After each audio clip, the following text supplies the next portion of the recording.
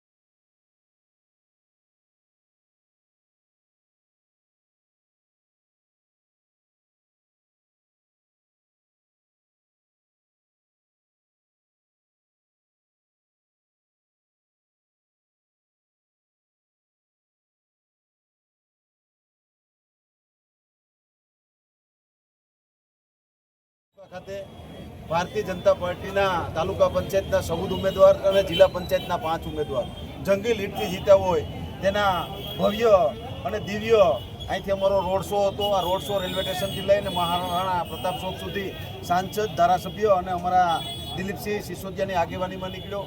લાખોની સંખ્યામાં ફૂલો ઉડ્યા અને ફટાકડાઓની આતશબાજી વચ્ચે અમારા ઉમેદવારોનું અભિવાદન કરવામાં આવ્યું. સાથે સાથે સમગ્ર જૂનાગઢ જિલ્લામાં 30 જિલ્લા પંચાયત સીટની જે ઇલેક્શન હતું તે 30માંથી 23 જિલ્લા પંચાયત આવી અને જ્યારે ક્યારેય પણ અમે જે જિલ્લા પંચાયત નહોતા જીતતા તેવી માળિયા તાલુકાની ગળુ જિલ્લા પંચાયત સીટ પણ જીતી છે અને સમગ્ર જૂનાગઢ જિલ્લામાં 87 જેવી તાલુકા પંચાયતની સીટ આવી છે અને 36 જેવી સમગ્ર જૂનાગઢ જિલ્લામાં કેશોદ અને બાટવા નગરપાલિકાની પણ સીટ આવી છે અને સમગ્ર માળિયા તાલુકાની સાથે સાથે સમગ્ર જૂનાગઢ જિલ્લામાં પણ કેસરીયો માહોલ છવાઈ ગયો છે.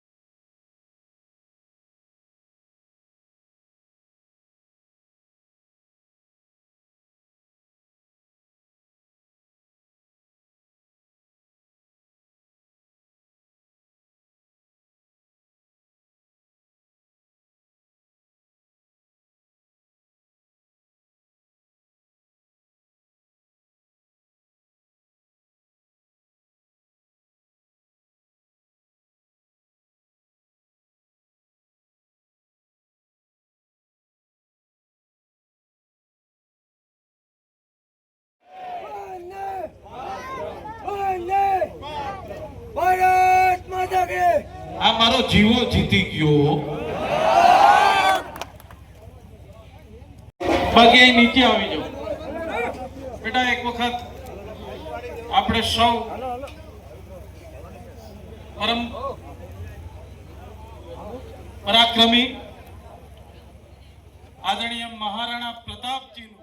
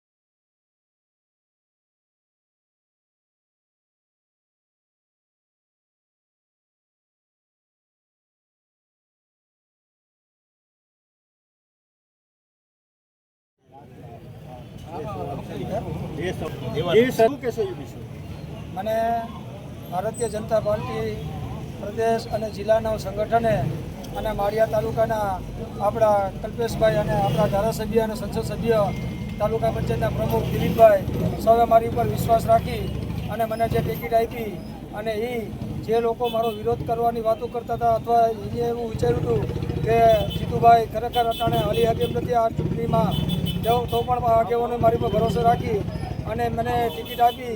આ ટિકિટ આપ્યા બાદ આજે હું તમને એમ કહું કે સૌરાષ્ટ્રમાં સૌથી શ્રેષ્ઠ પહેલા નંબરની લીડથી હું જીતો છું. ત્યારે હું તમામ આગેવાનો અને કાર્યકરોને જે મારી પર વિશ્વાસ રાખ્યો એને એ મેં સાર્થક કર્યું છે અને પ્રજા મારી સાથે છે એવું મેં વિશ્વાસથી આ લોકોને કીધું હતું જે તે સમયે. માળિયા તાલુકાની માળિયા ગામની પ્રોપરની વાત કરું તો હું બીજી વખત સરપંચ બન્યો. તમારો જે પ્રશ્ન છે અમુક લોકોએ આના વિડીયા બનાવીને પણ મૂક્યા છે, પણ છેલ્લા 4 થી 5 મહિના પહેલાં માળિયા ગ્રામ પંચાયતની અંદર સરકારના જે ઓક્ટ્રોય ગ્રાન્ટના બાકી રકમ રહેલી 2,97,00,000 જેવી રકમ અમને સરકારશ્રીએ આપી છે. ત્યારે અમે એક એવું આયોજન કર્યું છે કે ગામના સીસી રોડથી માંડી સ્મશાન અને બગીચો અને સીસીટીવી કેમેરાથી લેસ આ કામ કરી દેશું. એમાં કોઈ પણ પ્રજાનો માળિયાની પ્રજાને ક્યાંય પણ કોઈ પણ જાતનો એક પણ જાતનો મારી ઉપર જે અટાણે આ લોકો વાત કરીને મુદ્દો ચગાવ્યો હતો ચૂંટણીની અંદર એ અમે સંપૂર્ણ પણ માળિયાની પ્રજાનો વિશ્વાસ દેવડાવું કે સારામાં સારી વસ્તુ કરાવીને દેખાડશું.